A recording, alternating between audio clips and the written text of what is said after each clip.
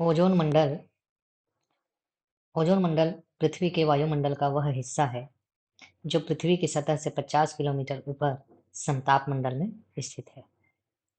तो ये हमारी वायुमंडल की परतें हैं जिनमें सबसे पहला है क्षोभ मंडल जो 0 से 12 किलोमीटर की ऊंचाई में स्थित है। दूसरा है समताप मंडल जो 12 से 50 किलोमीटर की ऊंचाई पर स्थित है। और धरातल से 12 से 50 किलोमीटर की ऊंचाई पर जो समताप मंडल है, इसी में पाया जाता है ओजोन मंडल।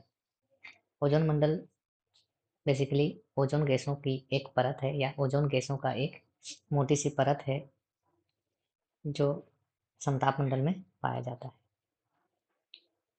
तीसरा है मध्य मंडल 50 से 80 किलोमीटर की ऊंचाई में। चौथा है ताप मंडल। पांचवा है बाह्य मंडल। तो ओजोन मंडल धरती की सतह से 50 किलोमीटर के ऊपर समताप मंडल में स्थित है। ओजोन मंडल में ओजोन गैस पाई जाती है जिसमें ऑक्सीजन के 3 परमाणुओं से बनी एक गैस है जिसका सांकेतिक चिन्ह होता है O। ओजोन मंडल का सांकेतिक चिन्ह होता है O3।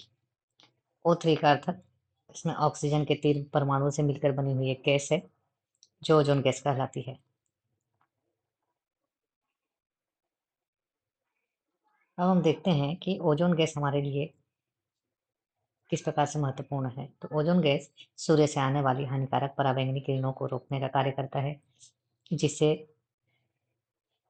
पराबैंगनी किरणों से त्वचा कैंसर, मोतियाबिंद और आनुवंशिक रूप से नुकसान जो है मनुष्य को होता है और पराबैंगनी किरणों से अन्य जीव जंतुओं को भी कई प्रकार की हानियां होती है। तो हमारे धरातल से 50 किलोमीटर के आसपास जो समताप मंडल है उसी में पाया जाता है ओजोन मंडल, जिसमें ओजोन गैस पाई जाती है और सूर्य से आने वाली किरणों को ये रोकने का कार्य करती है और धरती पर आने से रोकती है।